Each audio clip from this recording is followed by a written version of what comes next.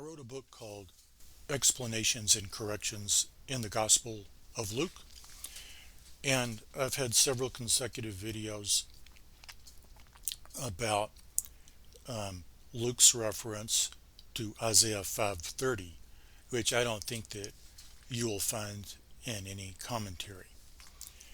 And it's complicated because you have to look at both the Greek text and Hebrew text to get some of the ideas that Luke must have used.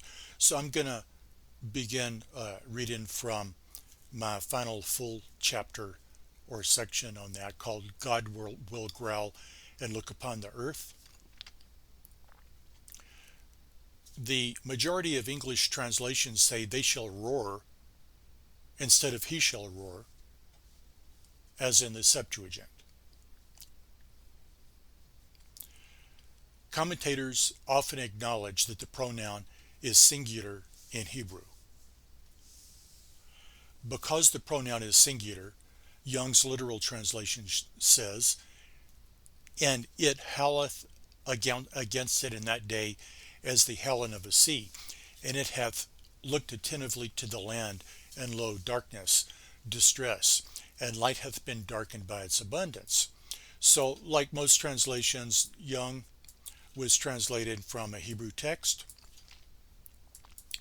And the pronouns under discussion here are the ones that I highlighted that say it. And what I'm going to say is Luke understood those singular pronouns to refer to God.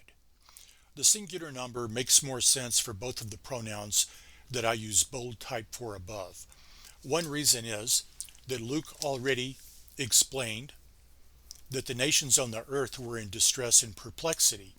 If we were to substitute the word nations for the pronoun they in Isaiah 5:30 in the Septuagint, we would have the nations have looked attentively to the earth. Whereas in the Hebrew text it's singular, Young said it. And so I'm going with that and said that harmonizes with Luke. But I've already shown elsewhere that earth equals the world, the abode of the Gentiles. According to Luke 21:25 through 26, it doesn't make sense to say that the nations would look at themselves. Here is Otley's translation from the Septuagint with a singular pronoun. "And he shall roar because of them in that day, as the voice of a surging sea, and they shall look upon the earth and behold cruel darkness in their dismay."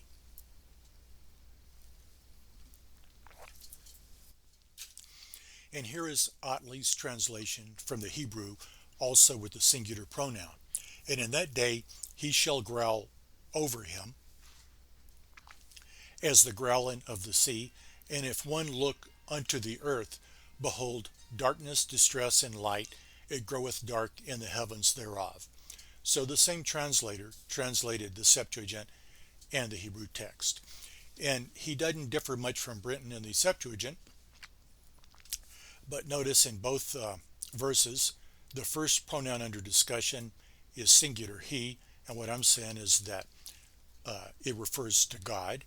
But the second pronoun, which is troublesome in the Greek text, is no longer troublesome to me when I'm trying to explain Luke, if you can accept the singular pronoun such as occurs in the Hebrew text.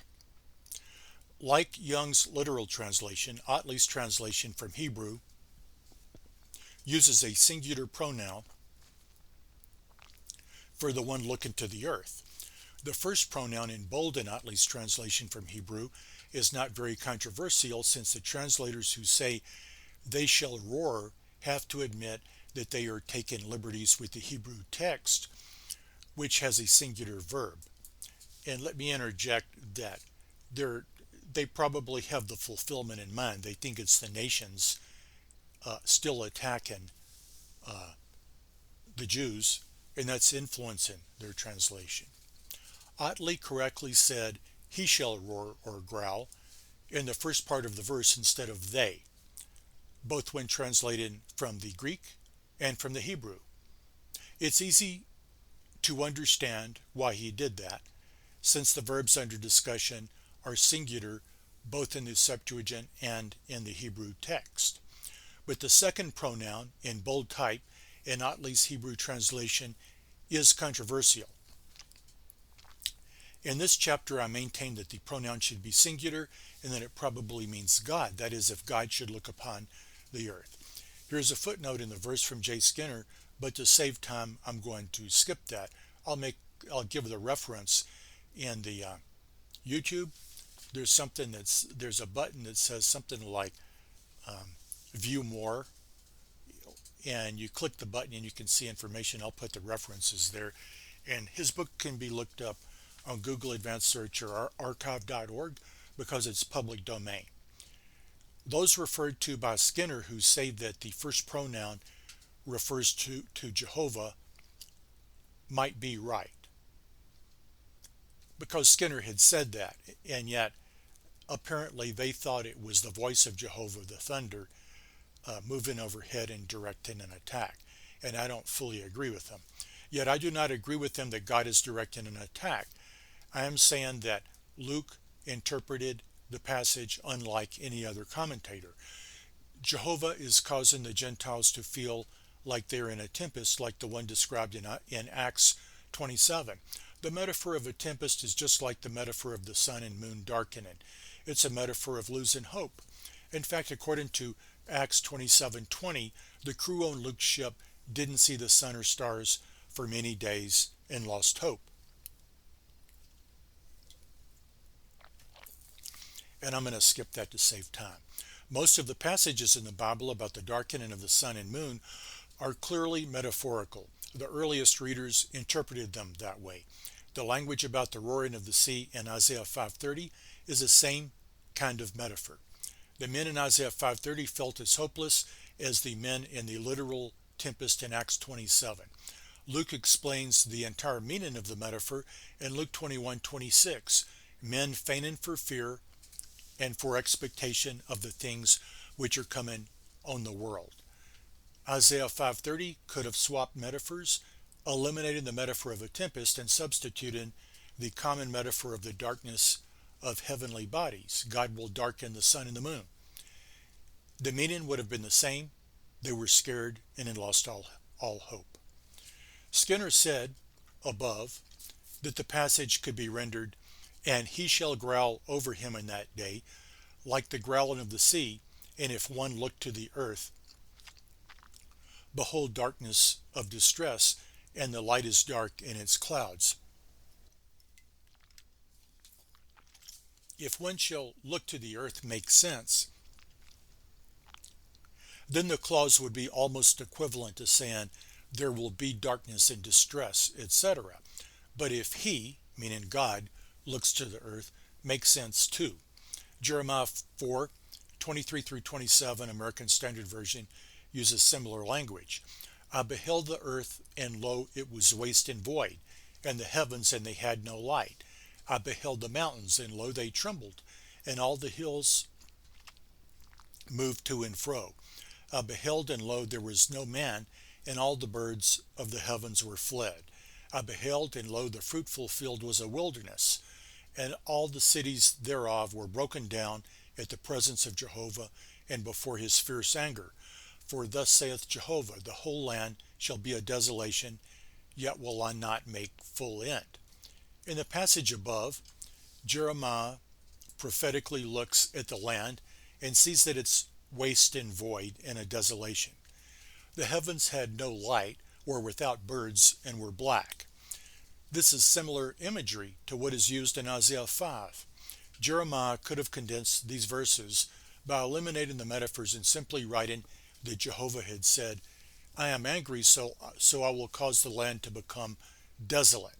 Jeremiah, after seeing a vision from God, says that he looked down and saw that the earth was a desolation in the verses quoted above, and Jehovah says that he is himself the cause of the desolation, the darkness and desolation, according to Jeremiah 4:28.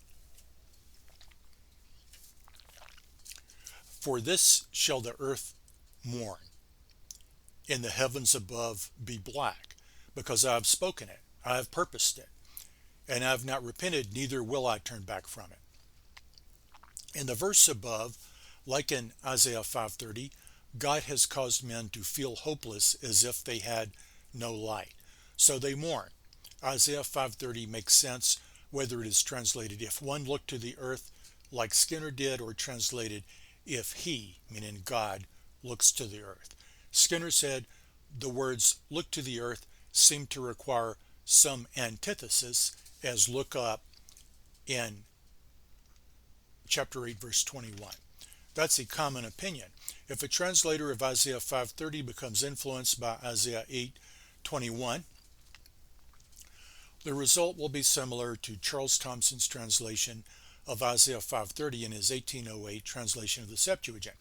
On that day he will roar against them like the roaring of the billowy sea, and they will look upwards to the heaven and down on the earth, and lo, distressful darkness in their tribulation. But Charles Thompson was apparently influenced by texts that were corrupted by deliberate harmonization with Isaiah chapter 8.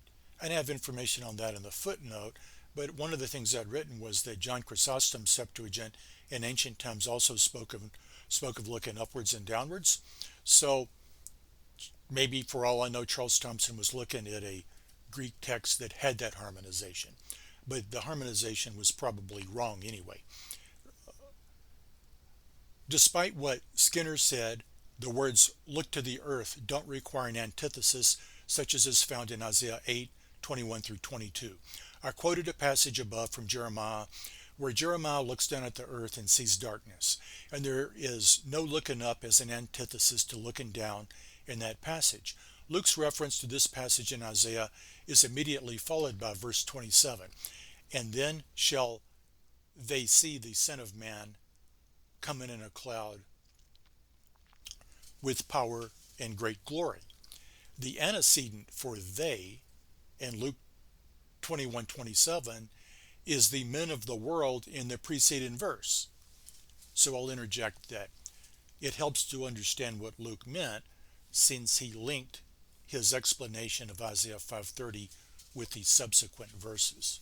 Luke probably thought that the clause, he shall roar on account of them in that day in the Septuagint, meant that the same God who removed the hedge from Judea in Isaiah 5:5 in order to allow days of vengeance, in the language of Luke 21:20, would roar like a swelling sea against the Gentiles after the Gentile times were over, according to Luke 21:24.